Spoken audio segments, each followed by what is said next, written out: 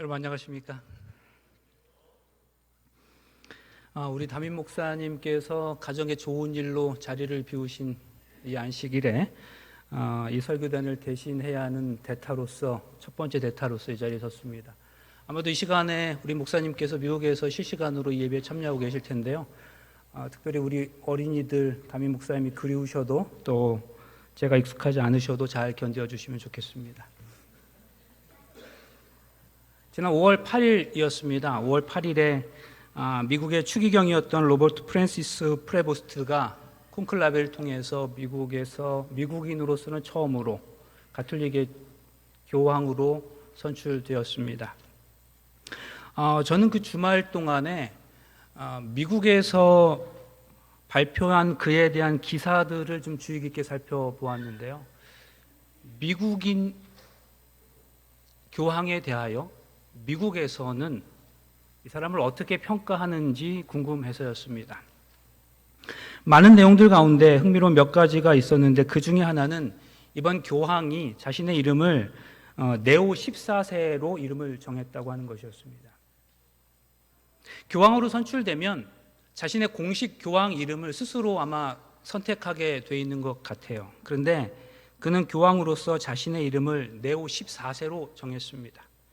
이는 그가 평소에 노동권이라든지 공정임금이라든지 진보적인 회칙을 내걸었던 과거의 네오 13세를 가장 존경해 왔는데 그의 철학과 신학 그리고 방향을 계승하겠다는 생각에서 자신의 공식 교황 이름을 네오 14세라고 정한 것이었습니다. 그런 의미에서 평소 이민자와 가난한 사람에 대한 연대를 강조해 왔고 환경 문제에도 대단한 관심을 보였던 이전 교황이었던 프란치스코 교황과 유사한 태도를 보이고 있다는 기사도 있었습니다. 그러나 사실 새 교황은 여성 사제 서품이라든지 동성애 결혼 등에 대해서는 보수적인 견해를 견지하고 있기 때문에 저는 그는 이전에 프란시스코 교황과 유사한 면도 있지만 전혀 다른 면도 가지고 있다고 하는 그런 내용의 기사도 있었습니다. 이런 내용들이었습니다.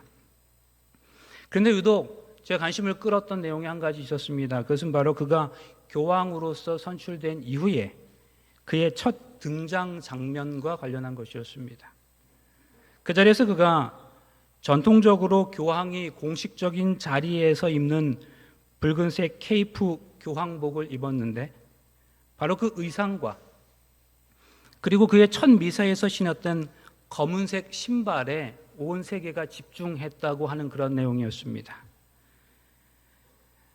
그러니까 붉은색 케이프는 가톨릭의 전통을 강조하는 것으로 그리고 그가 신었던 검은색 신발은 겸손을 상징하는 상반된 이미지로 전 세계를 해석의 프리즘 속으로 끌어들인 것이었습니다. 가톨릭 내의 보수 진영은 그가 입었던 붉은색 케이프에 희망을 걸었습니다. 반대로 진보 진영은 검은색 신발에 의미를 부여했습니다. 보수 진영은 붉은색 케이프에 집중하면서 드디어 전통이 돌아왔다. 그들은 거기서 회복을 이야기했습니다. 그러나 진보 진영은 검은 신발에 주목했습니다. 이것은 겸손과 실용의 언어다. 그들은 거기서 희망을 보았습니다. 새 교황이 여전히 프란치스 교황의 진보적인 유산을 따르고 있다고 생각했던 것이지요. 같은 사람, 같은 순간, 같은 장면이었지만 사람들의 해석은 극명히 달랐습니다. 재미있습니다. 사람은요, 자기가 보고 싶은 것만 봅니다. 그게 일상의 삶에서든 신앙에서든 어느 경우에나 다르지 않은 것 같습니다. 그래서 그가 누구인지보다 그를 통해 무엇을 보고 싶은지가 더 중요해졌습니다. 우리 공동체 안에서도 다르지 않습니다. 어떤 한 사람의 침묵은 어떤 이에게는 겸손으로 보일 수 있지만 다른 이에게는 무관심으로 읽히기도 합니다. 어떤 결정이 어떤 이에게는 대단히 진보적으로 해석되기도 하지만 또 어떤 이에게는 대단한 위험으로도 해석될 수 있습니다. 어떤 표정은 누군가에게는 그것이 골똘히 생각하는 것으로 해석될 수도 있지만 또 다른 누군가에게는 불만으로도 해석될 수 있습니다. 사람은 결국 보고 싶은 것만 봅니다.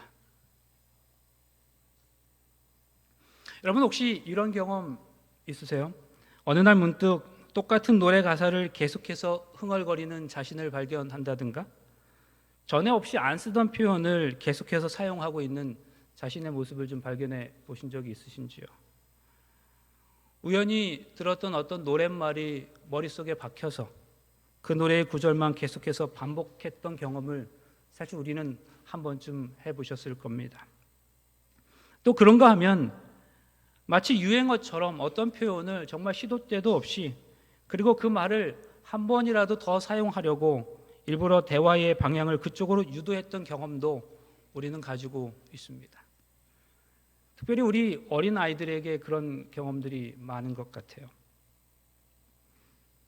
지난달에 이제 학교를 졸업하고 이제는 직업을 가지게 된 제 아들이 4살일 때요. 그리고 딸아이가 3살이었던 때였습니다. 2003년도 이야기입니다. 20년 지났습니다. 그때쯤에 저희 아이들이 참 재미가 들려 있었던, 그래서 늘 반복했던, 그렇게 말하던 단어가 하나 있었습니다. 그게 바로 방구라는 단어였습니다. 노래를 시키면 아주 잘 하다가도 그 노래 가사가 생각이 잘 나지 않으면 그 자리에 방구라는 단어를 넣어서 노래를 부르곤 했습니다. 뭘 물어보면 대답을 잘 하다가도 대답이 궁색해지면 그저 방구라고 대답해 버렸습니다. 아이들에게 있어서 모든 게 다 방구였습니다. 아이들은 말입니다. 그저 방구라는 말만 해도 대단히 좋아했습니다. 그렇게 자기들이 방구라고 말해놓고는 또 자지러지게 웃어버리곤 했습니다. 우리 대학교에 어느 화요일 저녁 시간이었습니다. 그 해에는 그 대학 본당 예배에서 매주 화요일마다 한 분씩 모셔서 한 달씩 그 한 분의 강사가 말씀을 전했었는데요. 그달에는 우리 대학 전 총장님이셨던 우리 김기곤 목사님께서 그 달 화요일 저녁 예배를 모두 말씀을 주시고 계셨습니다. 그때 김기곤 목사님께서는 사도행전 1장에 나타난 영적인 주제들, 이런 주제를 가지고 그 화요일 저녁 말씀을 주셨는데요. 지금 제가 말씀드리려고 하는 이 이야기의 시간적 배경이 되는 그날 그 화요일은 9월 30일 화요일이었고 9월 달에 5번 있는 화요일이어서요. 5번째 말씀 시간이었고 마지막 목사님의 말씀 시간이기도 했습니다. 바로 그 마지막 시간에 목사님께서는 사도행전 1장에서는 사실 다루어야 할 내용들이 너무나 많이 있는데 좀 아쉽다 하시면서 이제 마지막 시간이지만 이제 마무리해야겠다고 하시면서 이런저런 말씀들을 주셨습니다. 참 은혜로운 말씀이었습니다. 그리고 마지막으로 목사님께서는 마지막 이제 우리가 한 가지 더 생각해 볼 것이 있는데 그것은 바로 사도행전 1장의 후반부인 예수님의 12번째 제자들의 보선에 관한 내용이다, 그렇게 말씀하셨고요. 우리가 성경절을 함께 폈습니다. 사도행전 1장 20절부터 있는 말씀 마지막 절까지 함께 읽었습니다. 그리고 이 성경절을 함께 읽은 후에 목사님께서 말씀하셨습니다. 체질적으로 12라고 하는 숫자를 좋아하는 유대인들이 12이었던 예수님의 제자의 수가 가룟 유다의 배반과 죽음으로 11가 된 상태를 그냥 내버려 둘 수 없었다는 거죠. 왜냐하면 그것은 곧 불완전을 의미했기 때문이었습니다. 그래서 초대교회는 한 사람을 보선해서 그 빠진 12번째 자리를 대신하기로 결정합니다. 그리고 예수님의 12번째 제자로 2사람이 추천되었습니다. 바사바와 마띠아였습니다. 그렇다면 그 2사람은 분명 그 당시 초대교회 안에서 가장 덕망 있고 가장 영향력 있는 사람들이었을 겁니다. 그런데 많은 사람도 아니고 바사바와 마띠아 이 두 사람 중에서 제비를 뽑아서 마띠아가 예수님의 12번째 제자가 되었습니다. 그렇다면 바사바 편에서도 실망할 만도 했습니다. 다른 사람도 아닌 예수님의 12번째 제자의 후보로 거론될 만큼 그 당시 가장 영향력 있었던 사람들 중에 한 사람이었던 그가 그 자리에서 떨어졌다면, 그것도 제비를 뽑아 떨어졌다면 분명히 다른 마음을 가질 만도 했습니다. 밧사바, 이름만 들어도 대단히 신앙적인 사람입니다. 안식일의 아들. 그 이름 속에 신앙적 권위와 존엄이 느껴지는 그런 이름입니다. 분명 초대교회 안에서는 그를 따르는 많은 사람들이 있었을 겁니다. 그러나 그는 전혀 불편해하거나 다른 마음을 가지지 않고 그 결과를 진심 어린 마음으로 받아들였다는 그런 말씀을 주셨어요. 그렇게 말씀하시면서 목사님께서 이런 말씀을 하셨습니다. 그런데 만약 그 밧사바가 제비를 뽑은 그 결과에 만족하지 않고 반기를 들었더라면 초대교회는 분명 헤어나기 힘든 더 깊은 혼란 속으로 빠져 들어갔을 것이다. 바로 그때였습니다. 저 2층 잠옷반에서 혼자 뒹굴거리며 놀고 있던 3살짜리 저희 집 딸아이가 벌떡 일어났습니다. 그리고 지 엄마한테 얘기했습니다. 응, 방구? 엄마 왜 저 아저씨가 방구라고 그러는 거야? 뭐라고? 이 아이는 뒹굴거리다가 무심코 목사님의 설교 중에 반기라는 그 표현을 방구라고 알아들었던 겁니다. 그래서 엄마 왜 저 아저씨가 방구라고 얘기하냐고. 그러자 옆에서 또 혼자 놀고 있던 4살짜리 오빠가 또 한마디 했습니다. 세빈아, 아니야. 방구가 아니라 방귀야, 방귀. 목사님이 방귀라고 했어. 이 아이들이 그저 방구라는 말에만 재미가 들리더니 반기를 방구로 또 방귀로 알아들었던 거죠. 그래서 딴짓을 하다가도 그 소리에 번쩍 정신이 들었던 겁니다. 여러분, 관심사만 들리는 법입니다. 그리고 1년이 지났습니다. 이제 이 두 아이들이 공부하는 아빠를 따라 미국에서 지내게 되었는데요. 저희 가정은 앤들스 한인교회에 출석하게 되었습니다. 어느 안식일 아침 설교 예배를 드리고 있었습니다. 그때 담임 목사님은 양완주 목사님이셨는데요. 목사님께서 그날의 설교를 정리하시면서 또 이렇게 말씀하셨습니다. 이제 저는 우리가 잘 아는 톨스토이의 이야기로 오늘의 말씀을 마무리하려고 합니다. 그래서 제 옆에서 설교를 듣고 있었던 5살짜리 아들 녀석이 이렇게 얘기했습니다. 아빠, 목사님도 토이스토리 이야기 좋아하시나 봐.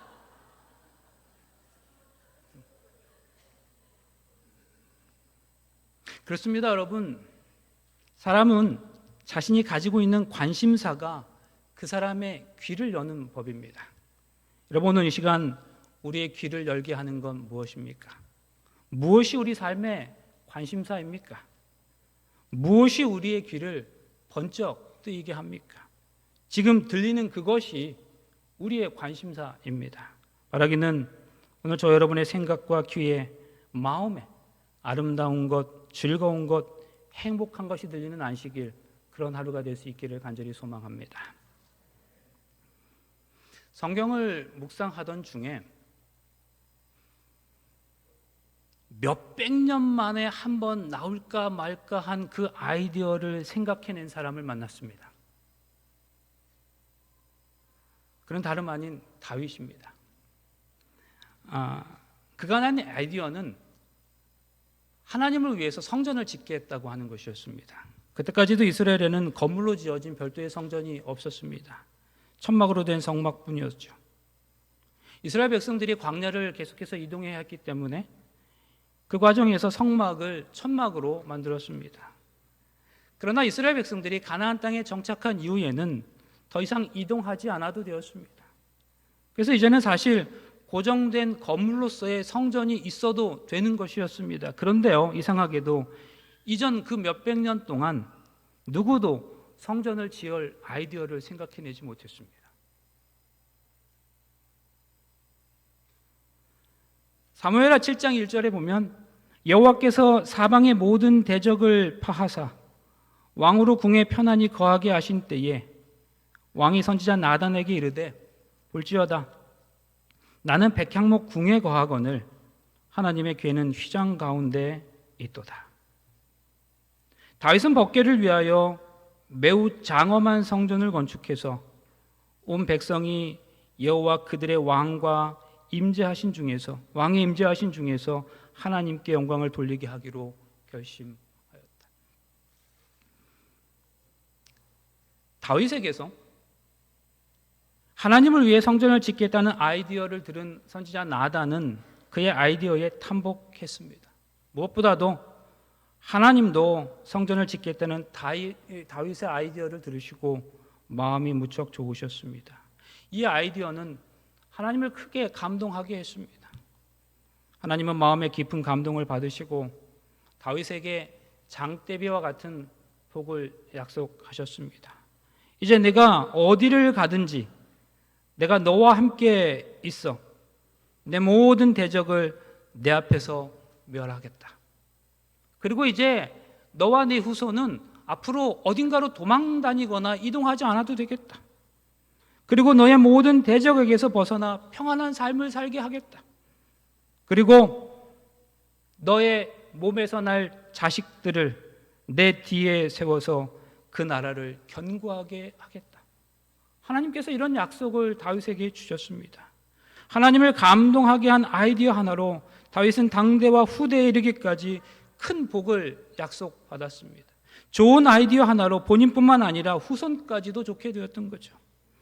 이런 상상을 좀 해봅니다. 만약 그 당시에 기자가 있었다면 아마도 다윗을 이렇게 인터뷰하지 않았을까요? 당신은 어떻게 그렇게 몇백 년 동안 아무도 생각해내지 못했던 그 아이디어를, 그 놀라운 아이디어를 생각해냈습니까? 혹시 그 비결이 무엇인지 좀 얘기해 주세요. 그런데요, 기자는 뭔가 특별한 방법이 있을 것으로 생각하고 질문한 것이었겠지만 아마도 다윗에게서 이런 말을 듣지 않았을까요? 그냥 생각한 일인데요. 내가 왕궁을 짓고 좋은 집에 살면서 성막을 문득 생각하니 성전을 짓고 싶은 생각이 그냥 나던데요. 그런데 이것도 무슨 아이디어라고 할 수 있습니까? 여러분, 제가 지금 무슨 말씀을 드리려는지 아시겠습니까? 다윗은 그냥 생각한 것이 몇백 년 동안 그 누구도 생각해내지 못한 아이디어였습니다. 다윗이 이런 좋은 아이디어를 그냥 생각해내는 능력의 근원은 하나님을 향한 그의 사랑 때문이었습니다. 하나님을 사랑하고 하나님께 감사한 마음을 품던 중에 그냥 나왔던 생각이 몇백 년 만에 한 번 나온 너무나 참신한 아이디어, 하나님을 감동하게 하는 아이디어가 된 겁니다. 여러분, 제가 말씀드리려고 하는 부분이 바로 이 부분이에요. 우리는 종종 아이디어가 풍성한 사람이 따로 있는 것으로 생각합니다. 물론 그럴 수 있어요. 골똘히 앉아서 아이디어만 생각하는 사람이 있을 수 있습니다. 그러나 그냥 생각한 것이 몇백 년 만에 한 번 나올 아이디어가 되는 사람도 있습니다. 그는 바로 사랑하는 사람입니다. 여러분, 사랑하면, 관심을 가지면 아이디어가 솟아나게 되어 있습니다. 그냥 떠오르는 거예요. 여러분, 그 아이디어의 비결은 사랑입니다. 관심입니다. 사랑하면 몇백 년 만에 한 번 나올 그 좋은 아이디어가 그냥 떠오르게 되는 거예요. 그리고 그 아이디어는 하나님과 사람들을 감동하게 하는 거죠. 네, 다윗, 그는 사람들이 몇백 년 동안 전혀 생각하지 못했던 아이디어를 그냥 단번에 생각해낸 사람이었어요. 그 아이디어의 비결은 하나님께 대한 사랑이고 관심이었습니다. 그리고 그 다윗으로 인해 하나님께서 기뻐하셨고 영광을 받으셨습니다. 그리고 그 다윗으로 인해 그 후손들이 복을 받았습니다.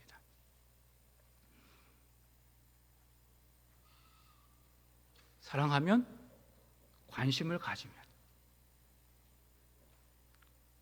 사도행전 1장 11장에 보면 이런 또 기록이 있습니다. 사도행전 11장 22절입니다. 예루살렘 교회가 이 사람들의 소문을 듣고 바나바를 안디옥까지 보내니 그가 이르러 하나님의 은혜를 보고 기뻐하여 모든 사람에게 굳건한 마음으로 주와 함께 머물러 있으라 권하니라. 예루살렘 교회가 안디옥 교회의 부흥을 확인하러 바나바를 보냈습니다. 안디옥 교회는 이제 막 시작된 개척 교회였습니다. 그 교회가 개척 교회였다면 사실 그 교회는 분명히 많은 허점과 문제들이 있었을 거예요. 그런데요, 바나바는 그 많은 문제들을 보지 않았답니다. 성경 잘 보세요. 성경은 바나바가 한 가지, 하나님의 은혜를 보고 기뻐했다, 그렇게 기록하고 있습니다. 사랑하는 성도 여러분, 오늘 우리는 무엇을 보며 살아가고 있습니까? 그리스도인으로서 우리가 바라보는 그것이 바로 영성입니다. 보는 눈이 그 사람의 수준을 보여줍니다. 어느 목사님이 이런 이야기를 하셨는데요. 가끔씩 생각날 때가 있습니다. 많이 교육받지 못한 한 여인이 비교적 이른 나이에 결혼하게 되었습니다. 그리고 그렇게 시작한 결혼 생활 중에 아이를 가졌는데 남편이 딸 임신 중에 갑자기 죽고 말았답니다. 이 딸은 소위 말하는 유복녀로 세상에 태어났습니다. 엄마 처지에서는 23살의 과부가 되었어요. 젊은 과부 이 여인은 남대문 시장에서 떡 장사를 하면서 오직 딸만을 위해 살았습니다. 그런 정성과 노력 덕분인지 결국 나중에 딸은 대학 교수까지 되는 성공적인 인생이 되었답니다. 그런데 딸은 사실 자기 힘으로 불우한 환경을 이긴 자수성가한 사람이라고만 생각했습니다. 그러다가 자신도 결혼하고 딸을 낳아 기르다가 어느 날 문득 자신의 어머니가 보이기 시작했어요. 지금까지 자기 힘으로 다 한 줄 알았습니다. 그런데 알고 보니 어머니 없이 된 일이 하나도 없다는 걸 깨닫게 된 거죠. 갑자기 엄마의 아픔이 느껴졌습니다. 장성환이 교수 딸은 이 엄마에게 효도하고 싶은 마음이 생겼습니다. 엄마 좋아하는 게 뭐예요? 내가 다 들어줄게요. 사실 이전에도 이렇게 물은 적이 여러 번 있었지만 딸이 엄마에게 그렇게 물을 때마다 엄마의 대답은 한결같았습니다. 없다. 딸의 마음은 더 무거웠습니다. 그러다가 어느 날에는 이 딸이 똑같은 질문에 엄마의 대답이 이날은 달랐습니다. 교회에서 멀리 이사 오니까 요즘에는 교회 가기가 참 힘들다. 예배일에 나를 교회까지 데려다 주면 안 되겠니? 교회 이야기만 나오면 화를 내던 딸이었습니다. 그런데 이제 마음이 변했습니다. 태워주는 것 정도야 하는 생각에 엄마 말에 동의했습니다. 드디어 엄마는 딸과 함께 교회에 왔습니다. 엄마는 예배에 참석하기 위해 예배당에 들어가시고 딸은 신앙이 없기 때문에 예배 안 드리고 친교실에 앉아서 그냥 엄마를 기다리게 되었습니다. 근데 거기에 앉아 있다 보니 335 모임 교인들이 그렇게 말하는 말들을 자연스럽게 듣게 되었는가 봅니다. 서로 남을 헐뜯는 이야기, 자녀 문제를 돈으로 해결하려는 사람, 자기 자랑으로 입에 거품을 문 사람. 아마도 그날 친교실 옆방에는 재직회의가 있었나 본데 그 회의실 쪽에서는 고성이 오가기도 했는가 봅니다. 서로 언성을 높이며 싸움하는 소리까지 들렸답니다. 세상과 전혀 다를 바 없는 교회의 모습이었습니다. 아니 오히려 더 심한 것 같았습니다. 교수 딸의 마음에 분노가 치밀어 올랐습니다. 예배 마치고 나온 엄마를 보자마자 딸은 외쳤습니다. 엄마, 이런 교회 다니지 마. 모여서 험담, 싸움질이나 하는 저질 집단이야. 우리 교회 올 시간에 차라리 같이 좋은 공기 쐬고 경치 좋은 곳으로 소풍이나 다녀요. 엄마가 물었습니다. 왜 그러니? 딸은 자기가 본 많은 것들을 쏟아붓기 시작했습니다.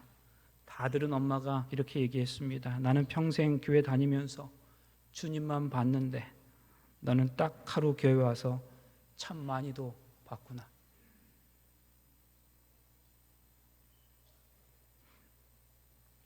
이 말에 펄펄 뛰던 딸의 마음이 깨져버렸습니다. 엄마는 차원이 다른 존재였습니다. 많이 배웠다는 교수가 미치지 못할 높은 경지의 해안이 엄마에게 있었습니다. 깊이가 느껴지는 신앙이었죠. 지식이 다가 아니었습니다. 신앙의 내공이 필요하다는 생각이 들었습니다. 엄마는 주님만이라고 하는 중심이 있었기에 주님만 바라볼 수 있었습니다. 잡다한 것만 보다가 흔들린 자신과는 비교도 할 수 없는 깊이였습니다. 여러분, 우리가 살아가는 오늘의 현실은 모순과 공허와 답답함이 있을 수 있어요. 교회 공동체의 신앙인들이 함께하는 공동체도 다르지 않을 수 있습니다. 그런데요, 그래도 우리는 그 길을 걸어갈 수 있어야 합니다. 그 길을 극복하는 게 신앙생활입니다. 많이도 받구나로 살면 방황합니다. 길을 잃고 흔들릴 수 있습니다. 그러나 주님만 바라보면 얽힌 것이 풀릴 것입니다. 모순과 공허 속에서도 꿋꿋하게 사명의 길을 걷게 될 것입니다. 언제나 시선이 문제입니다. 시선이 수준을 보여줍니다. 주님만 바라보면 흔들림이 없습니다. 주님만 바라보면 길이 보입니다. 주님만 바라보면 세상을 이길 힘을 얻습니다. 주님을 보면 길이 보입니다. 깊어지는 거죠. 기억하세요. 시선이 깊이입니다. 시선이 능력입니다. 그 시선의 끝이 우리의 관심사입니다. 그러므로 그 시선의 축복을 누릴 수 있기를 간절히 바랍니다. 그 시선의 축복을 놓치지 마시기를 간절히 바랍니다. 하나님이 미디안 광야에서 숨어 지내던 모세를 부르시고는 애굽에 있는 당신의 백성들을 건져내라는 소명을 주셨습니다. 그런데요, 모세는 가기 싫었어요. 그래서 온갖 핑계를 다 댑니다. 애굽 왕 바로가 도대체 넌 누구냐? 누가 널 여기 보냈냐? 한다 그러면 내가 뭐라고 대답하겠습니까? 하나님은 모세에게 이적을 베풀게 하셨습니다. 그리고 그 이적을 베푸는 신 여호와가 너를 보냈다 얘기하라. 모세는 그래도 가기 싫었습니다. 확신도 없었습니다. 그래서 모세는 자신은 원래 말도 잘하지 못한다고, 그래서 차라리 보낼 만한 다른 사람을 보내라고 그렇게 핑계했습니다. 몇 번이고 사양하죠. 그래서 하나님은 그런 모세를 향해서 노하시면서 네 형 아론이 있지 않냐? 그가 말 잘하지 아니하냐? 그러면서 아론을 얘기하셨습니다. 여러 가지 핑계만 대는 모세에 대해 하나님이 답답해 하시면서 당신의 보관을 모세에게 꺼내놓으신 것이었습니다. 그러니까 여러분, 이 장면을 가만히 살펴보면 사실 여기에서 아론이 처음 등장하는데요, 이 장면에서 아론이 처음 등장하게 된 배경이 모세가 못한다고 하니까, 핑계하니까 하나님께서 그 모세의 부족한 부분을 채워주시려는 방편으로서 아론이 등장하게 된 것입니다. 여러분, 우리가 아론이 모세 형인 줄 어떻게 압니까? 바로 이 부분, 이 성경절 때문에 아는 거예요. 그 이전에는 아론에 대한 언급이 하나도 있지 않습니다. 여러분, 출애굽을 기억하신 하나님께서는 다 계획하심이 있으셨어요. 그저 모세가 믿고 나서기만 하면, 그리고 때가 되면 하나님께서 당신의 보관대로 하실 텐데 모세에게는 그 믿음이 없었습니다. 내가 아론으로 하여금 너를 만나러 오도록 하겠다. 그리고 아론이 널 만났을 때 너무너무 기뻐하도록 하겠다. 이렇게 말씀하신 하나님은 그대로 하셨습니다. 모세가 미디안을 출발해 애굽으로 내려갈 때 하나님은 미리 아론을 찾아가셔서 광야에 가서 모세를 맞으라고 말씀하셨습니다. 그렇게 두 사람이 다시 만나게 되었습니다. 다시 말씀드리지만 아론의 등장은 모세가 못한다고 하니까 모세의 그 못하는 것을 채워줄 사람으로서 아론이 등장하게 된 거예요. 바로 이를 위해서 하나님은 모세가 태어나기도 전에 아론을 먼저 그렇게 준비시키셨던 거죠. 여러분, 하나님께서는 우리 사람들로 하여금 혼자 살도록 만들지 않으셨습니다. 하나님은 사람이 혼자 일하게 하지 않으셨어요. 하나님의 디자인은 같이 일하는 겁니다. 아무리 뛰어난 사람이라도 혼자 일할 수 없습니다. 출애굽의 귀한 소명을 모세에게 맡기시며 하나님은 그에게 사람을 붙여주셨습니다. 바울에게도 그랬습니다. 바울에게는 바나바가 있었고 실라가 있었습니다. 누구도 혼자 일할 수 없습니다. 모세에게는 아론이 필요했습니다. 여러분, 오늘 우리에게도 마찬가지입니다. 다행스럽게도 모세는 그 아론과 함께 하죠. 모세는 아론을 만나 하나님이 자신에게 행하신 일과 명령하신 그 일들을 공유했습니다. 애굽에 도착해서 이스라엘 장로들 앞에서 모세가 하고 싶은 말을 아론이 통역했습니다. 대신 말했습니다. 그러므로 모세에게 있어서 아론은 동역자였고 통역자였습니다. 그러면 생각해 보세요. 모세의 부족함을 아론이 채웠습니다. 그런데 그럴 것이면 모세 말고 그냥 아론이 하면 되잖아요. 아론이 모세를 대신할 것이면 아예 아론이 처음부터 다 하면 되는 거 아니에요? 근데 그렇지 않습니다. 모세가 못하는 것을 아론이 할 수 있지만 아론이 못하는 걸 또 모세가 알 수 있는 거죠. 그러니까 모세 옆에 있었던 아론이나 아론 옆에 있었던 모세는 각각 서로에 대하여 서로의 부족함을 채워주는 동역자들이었던 거죠. 성도 여러분 기억하세요. 하나님이 우리에게 일부러 의도하시고 우리 옆에 붙여주신 아론이 지금 내 곁에 있습니다. 하나님이 보내주신 아론이에요. 그는 아론이 모세에게 그러했던 것처럼 그에게는 나의 빈자리를 채워줄 무엇인가를 가지고 있는 사람이죠. 그는 우리의 빈자리를 채워주기 위해 하나님께서 내 옆에 두신 사람입니다. 나의 약점이 그의 강점입니다. 모세에게는 없었던 아론의 말 잘하는 그것이 모세의 약점이자 아론의 강점이었습니다. 그는 적어도 이 부분에서는 모세보다도 더 뛰어난 사람이었어요.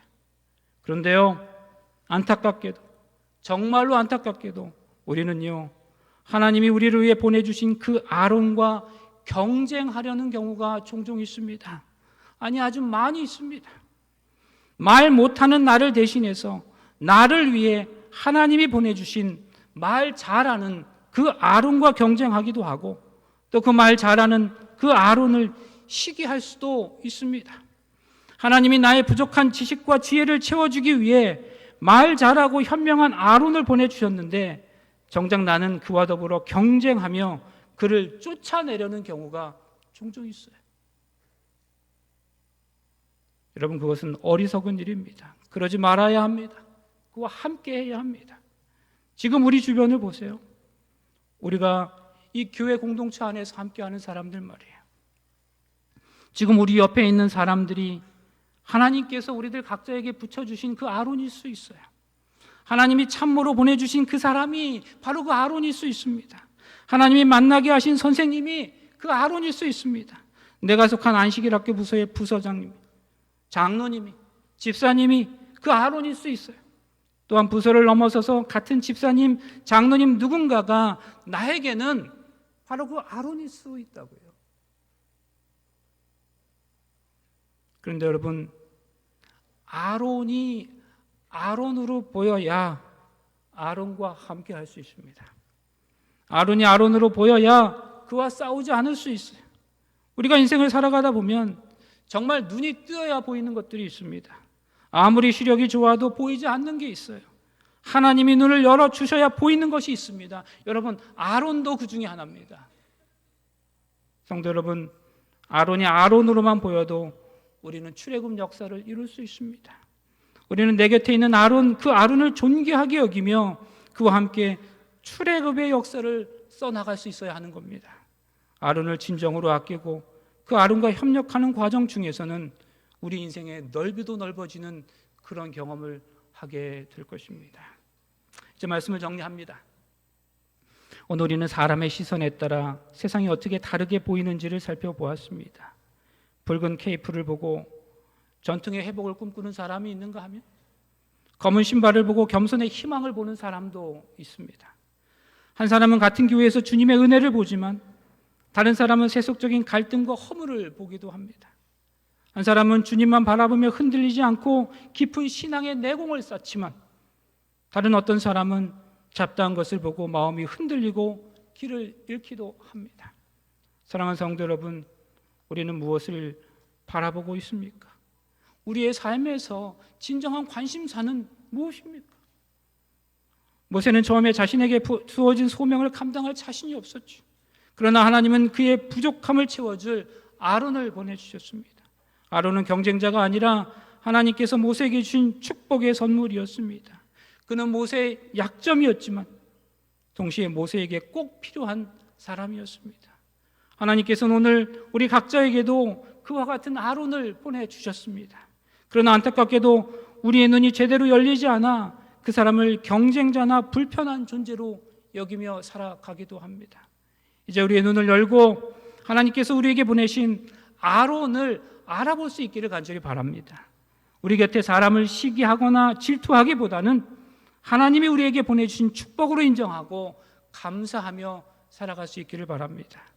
바나바가 안디옥 교회에서 하나님의 은혜만 바라보았듯이 그 어머니가 평생 교회에서 주님만 바라보았듯이 우리도 교회에 초점을 맞추고 주님께 초점을 맞추어 함께하는 사람들의 장점과 은혜만을 바라보는 그런 아름다운 시선 가질 수 있기를 간절히 바랍니다.